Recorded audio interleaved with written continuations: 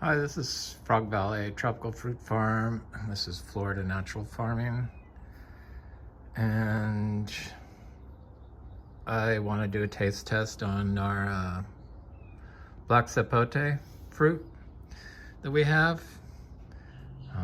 Some people got it. It's like we were charging $10 a pound, which is like half the price of like Miami fruit that charges $16 or $297 for 16 pounds. We've mostly sold out of this already, and it upped our sales quite a bit. So it's a kind of an acquired taste. I know that the more you eat, the more you start to like it. So you may not like it the first year, you may not like it the second year, you may not like it the third year, but by the fourth year, you're gonna start liking it, and then you're gonna love it. So there's something in it that people like, I like, and it has lots of nutrients in it, and ours is our Biodynamic certified. This is the only Biodynamic certified black sapote fruit in the world. And we have our organic certification inspection on Monday. For some reason, it doesn't make me nervous at all. So this is the fruit, and when it gets like this, it sits on the counter. So it was sitting on its side, so that side is all flat. It's like a flattened beach ball, and you push it and it stays. So when it gets like this, you just cut it in half, and then voila, chocolate pudding fruit. Look at how delicious that looks. You think that's full of phytonutrients? I know it is.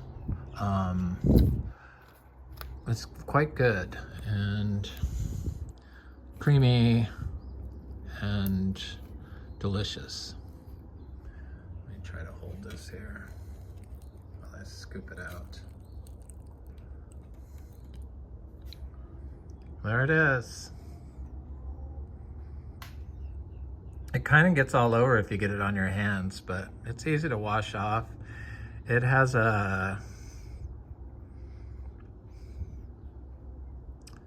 it's good. It's very good. It's, yeah, it's very good. I love it. Has a sweetish taste. Ours are pretty sweet because these were all dry farmed, this fruit, and we only rely on natural biological processes to grow our trees.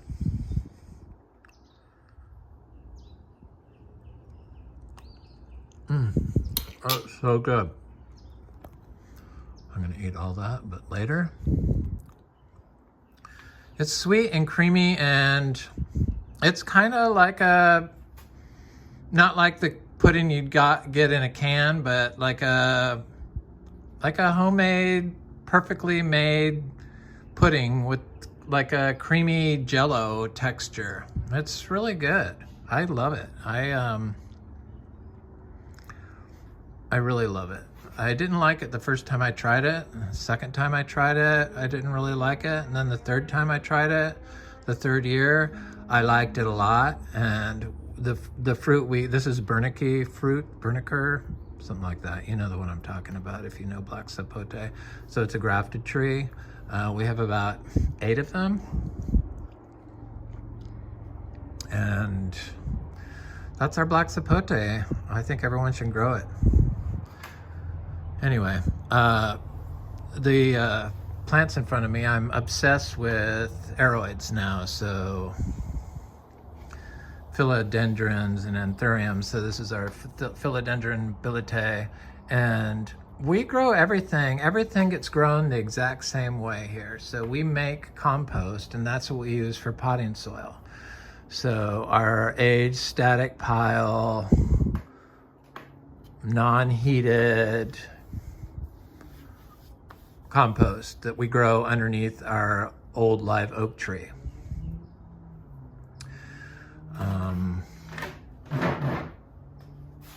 And it works. I mean, obviously,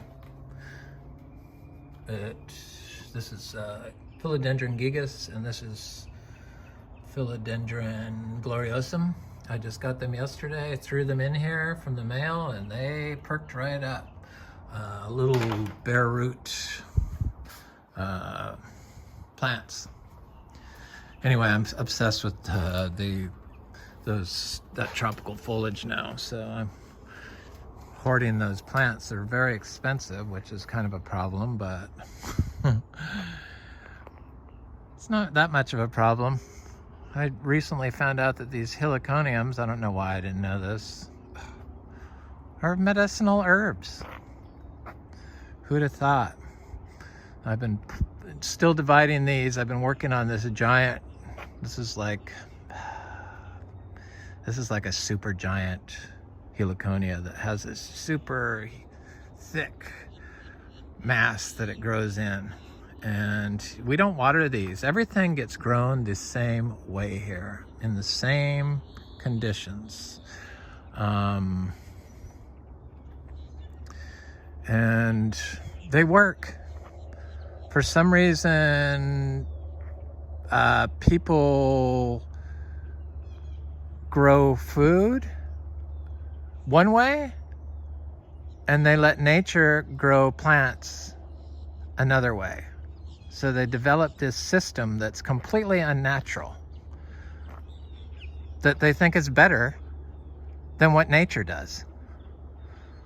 And it kind of just doesn't make any sense. It's really bizarre to me.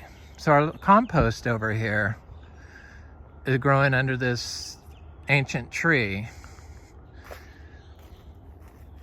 And then I do the biodynamic horns. So I take the cow horn from a biodynamic cow and bury it and fill it with clean, biodynamically raised, holistically grown cow manure and bury it in the ground. And then I take my tropical fruit tree leaves from all the teas that I drink, and I put on top. I bury it in the ground for 6 months, and I put the leaves on top.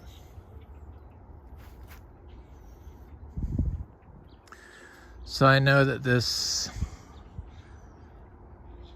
product that comes out of there, this indigenous soil, microorganisms, is heavily fungal dominant. Because I know that there's fungi in there that, like, I've removed it from the earth and put it in a rain barrel, and it's been in the rain barrel for more than 8 months, and it's got a fungi growing out of it. And sometimes it raises to the top of the water, and you can see a filament coming out of the horn manure from the fungi and attaching itself to like a piece of algae on the top of the soil or the water.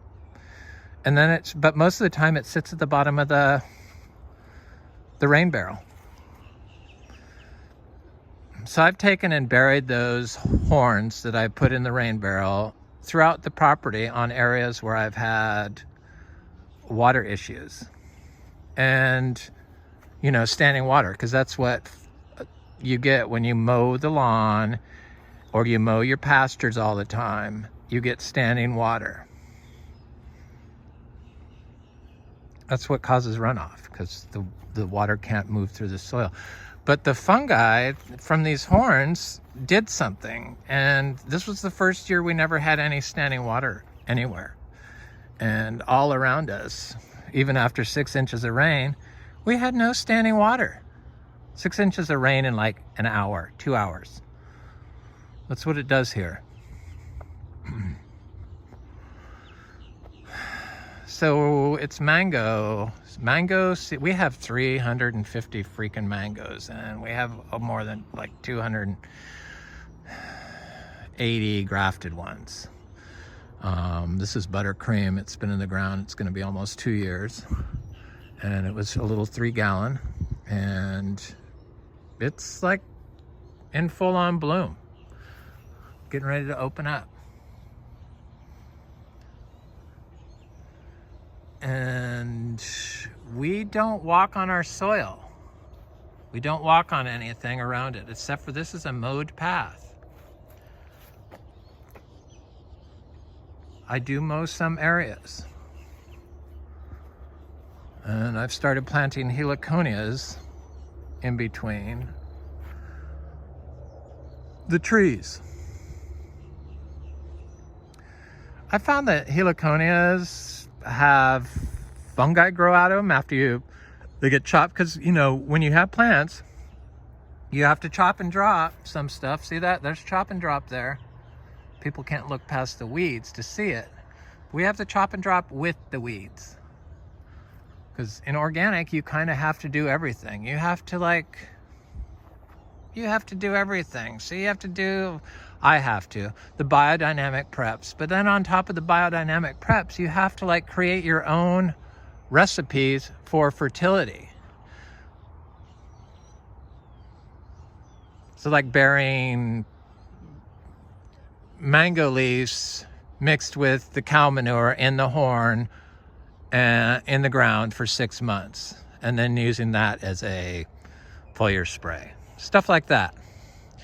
Taking roots from different plants and putting them in water with some rotten fruit in a bag and attracting black soldier flies.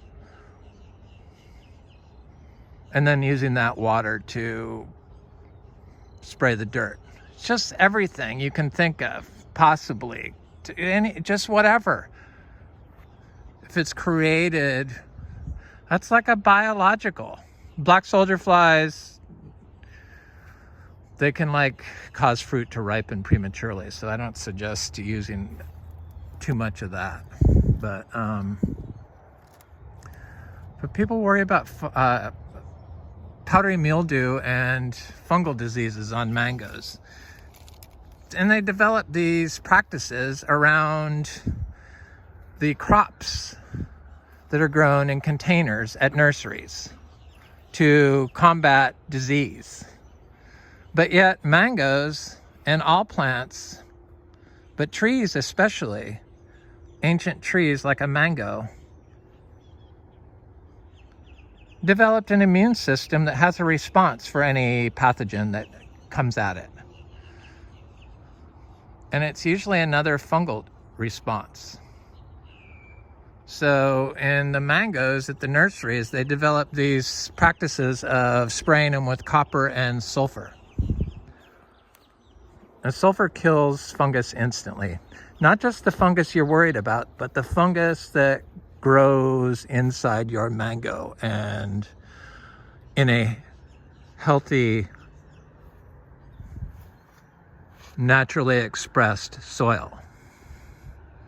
Not some lawn or not some wood chip pile, but something that's been untouched and let left to grow on its own. You need the wild stuff in order for the soil rhizome phenotype to be the soil rhizosphere phenotype to be expressed properly. And to be expressed properly means that it has to send out root exudates that attract biology from afar, fungal and bacterial. So when you spray your tree or put on copper kills all aquatic life. It kills all the frogs, and it's a pesticide.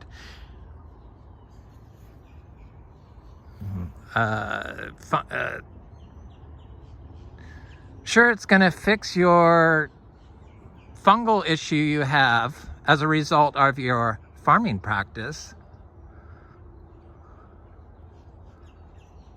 not letting the tree express its full phenotype potential, because of your disturbed system you've created with your mowed lawn and your inputs that you're giving the tree. So if you're giving your tree nutrient inputs like 0,050, you're throwing your system out of balance. So you're never going to ever get a tree that has a healthy immune system. We get lots of fruit here. Mango fruit. We don't have to spray, so you can't tell me that you have to spray these trees. Nobody can. And you don't have to water them. And this is a coconut cream. And they're very healthy. And we get a lot of fruit. And it's the best mango fruit I've ever eaten.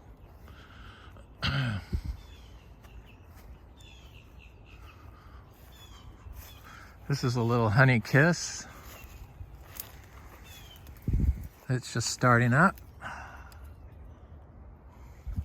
Honey kiss is a dwarfed mango. So I found that planting seeds directly, all seeds directly into like this at the base of these weeds and shrubby trees, even pepper trees, has resulted in success at the trees that you plant, health and speed of growth. So if you plant seeds like a cha-cha at the base of like this Caesar weed and walk away, it's probably going to grow really well. That's what it does here. And I was reading this study on, this is a peach cobbler, and it's not pushing yet, but it will. This had fruit on it last year. This tree is 2 years into the ground, like in December, now, I guess. This is Pineapple Pleasure, and it's like full on bloom. So this study of fungi in Florida and what they phenotyped it, or they genotyped it, they sequenced it and found out what was growing in between a control, a native control, but they were using bidens. So this stuff, so native plant, and that kind of grows in open areas. So I know that they're not using, doing the phenotype of the fungi growing in the woodland with the live oak trees, large live oak trees. And pepper trees, pepper tree monocrop. So pepper trees grow in disturbed areas in Florida. This is a fruit punch. This had such delicious fruit last year. And it looks like it's loaded with, we kind of get 100% bloom on everything. And then we get a second and third crop sometimes. It's a young grove, so we really haven't had several years to know our results, but from what has been going on, I can see it's going to be different than what other people get. This is that Quemock tree that produced fruit for the first time this year. Delicious fruit, my favorite fruit. This is I thought it was coconut cream, but I'm thinking it might be something else. But it's had huge giant fruit on it last year and some smaller fruit. And it's loaded. I mean, the trees are a lot bigger than they were last year, so we're gonna get a lot more fruit.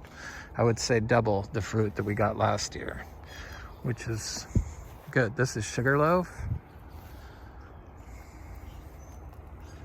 So this study of the root zone of the fungi growing in the native like bidens and then growing in the monocrop pepper tree, and they found that the fungi growing in the root zone of the pepper tree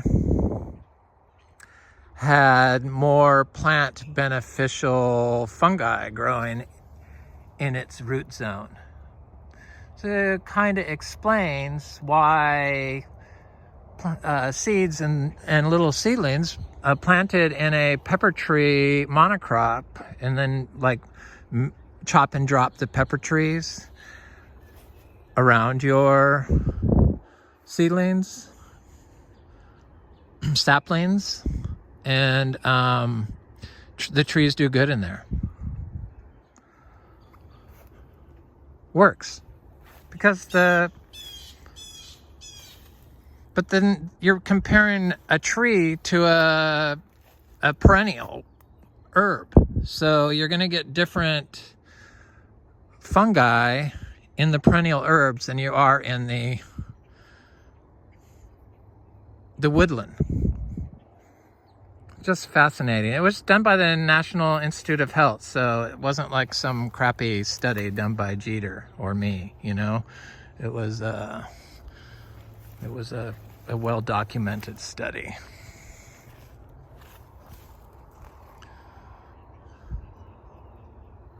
So I put down these, you know, manures, 50-pound piles. This was that fruiting grafted jackfruit tree through here. And like every other tree, I only do it along the paths. I don't go off the system, off into there. If there's not a path nearby, there's a path here. This is a footpath, and then that's. I think you can get away with mowing like 1/3 distributed throughout your property, not like 1/3 in one whole area, but 1/3 in like paths going between or through a woodland system, and not disturb the fungi too much. So I know that the fungi, I watched this YouTube presentation done by the University of California. It was in my stuff I watched last week, and one was on redwoods and fungi, and one was on, it was like a 3-part thing, and one was on vultures, and one was on, I forget the last thing. Obviously, I wasn't that interested in. It was elephant seals, because California has elephant seals.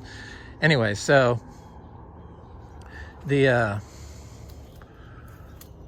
study was on redwood trees, and I used to climb redwood trees as a child, and old redwood trees up to the top, and make forts up there with my friends as a small child. And so I like redwood trees, and the smell and everything is just incredible. So they don't get watered, you know. Nobody waters them. Nobody goes through and gives them nutrients. Nobody ever has. That's the problem we haven't reconciled how nature grows things with how we're doing it. We just assume we know better because of some control that we've done. Anyway, it's bizarre. Our whole methodology of growing food. It's just so non-indigenous. It's just totally wrong. So the redwood trees, it turns out, have because the fungi grow inside the healthy food that's not being like controlled by us with pollutants and stuff. Like, so a mango probably also does this, I would think, and other trees. But the redwood tree has fungi that come out through its leaves and collects moisture, dew, and puts it inside the tree. So from the outside to the inside of the plant.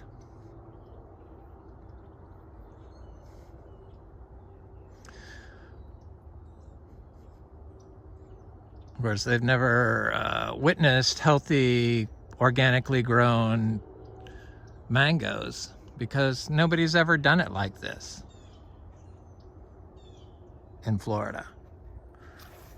And if you're like spraying your trees and you're mowing your yard and you're feeding your tree synthetic fertilizers and you're just beating the soil down by walking on it or whatever, you're not going to get the full expression of your plant's capabilities.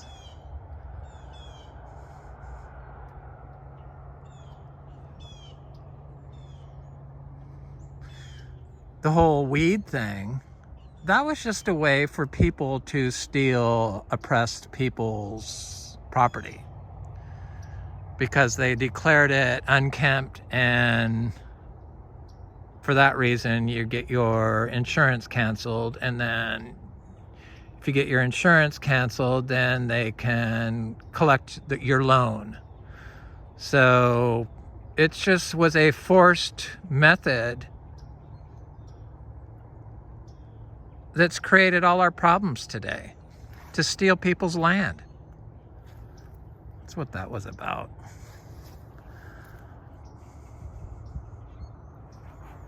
Because growing in this orchard floor by itself is all kinds of different things. I mean, it's not just monocrop grass or wood chips. So this is a sweet tart mango. And this has had my favorite fruit, because different trees have different of the same type. So different sweet tart trees on our property don't all taste the same. They taste completely different, some of them. It's just, food is not, every plant is not identical. Every plant does not need the exact same nutrient shoved at it 24/7. It's from location to location. Each phenotype is a different personality. Each plant has a different personality. I love this tree.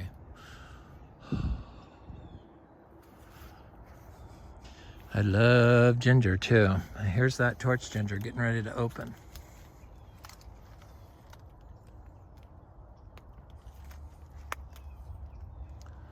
Kind of like only doing one video a week, because then it gives me time to like do all my other stuff. I just get too obsessed with the having to do a video, and it's like all my energy went into that. It was like, no, I'm out of control. Completely. So doing one video a week has been it's been helpful for me. I felt like the videos made me think a lot, but it was just, it's too much. I think they're needed. I think other people should do them, but because there isn't just one way to grow plants, and unless you're doing it the natural way, then there's a one way. Plant it and walk away. I'm not sure which mango this is, but it's another one.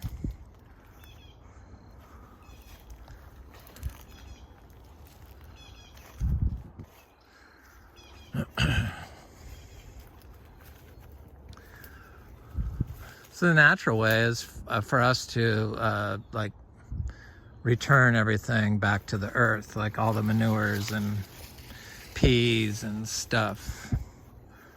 I think probably why China has so much rare earths is because they had such a huge human population. So the plants and the humans make the nutrients, keep them in their bodies. Nutrients are rare earths. Today's humans, Americans, are just toxic dumps, basically. Pollutants and stuff that's not good for the environment. Looks like this MB is trying to get ready to bloom. I should just walk back to this cashew and lemon tree back here. But the lychees are looking good.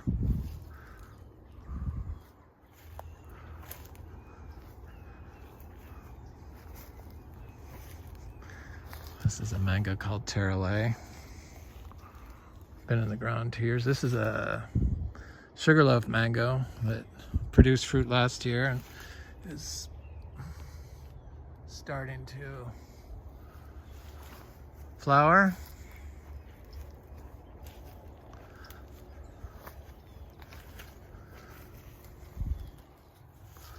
Lychees, some of them appear like they're trying, but others are like that one, just completely asleep still.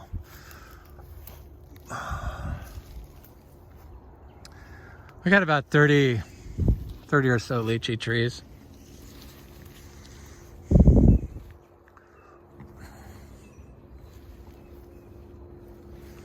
I think it's like 34 or something. Rooster and Mauritius. This is a seed grown jackfruit. There's a Ross Sapote. I need to put some other stuff in here. There's a banana here. There's a white Sapote around here somewhere. There it is. Okay. This cashew is huge this year.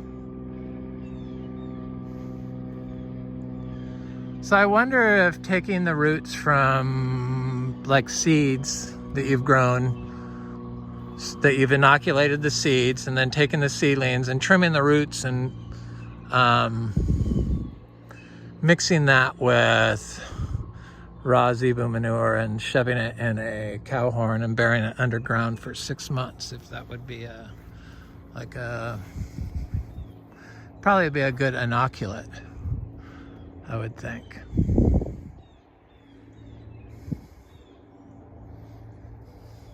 I've got about, I don't know, 75 horns buried in the ground, and then I've got some that I filled with powdered moringa and buried in the ground.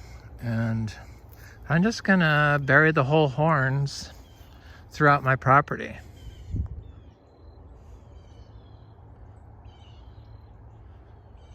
So the fungi, it turns out, transport nutrients and water, though they don't say for sure, but they have to, because, I mean, fungi are full of water. That's how do the nutrients move? They move with the water, so they have to be, I mean, they're mostly water. That's like saying it's like the blood for the fungi. It has to be. So they move through the soil and in an uncompacted, undisturbed system. So something that you haven't controlled with, you know, every single plant that's in it is something you put in it, and you've removed everything that was native, and you've removed everything and then dumped wood chips and have mowed lawn in between. Probably aren't going to get the phenotypical results you would get with the help of fungi in an undisturbed soil. So I thought this lemon was going to ripen. This is a beautiful lemon. It was going to ripen in July, but it's ripening because this is a flower from July. This is one of our seed grown from our fruit that we've produced lemons. Pretty healthy tree. First year it fruited. 3 years in the ground. About 3 years in January of 2022, probably. January, February. There's another one. There's a lychee. Anyway, this is Frog Valley Tropical Fruit Farm, and I hope everyone has a happy holiday.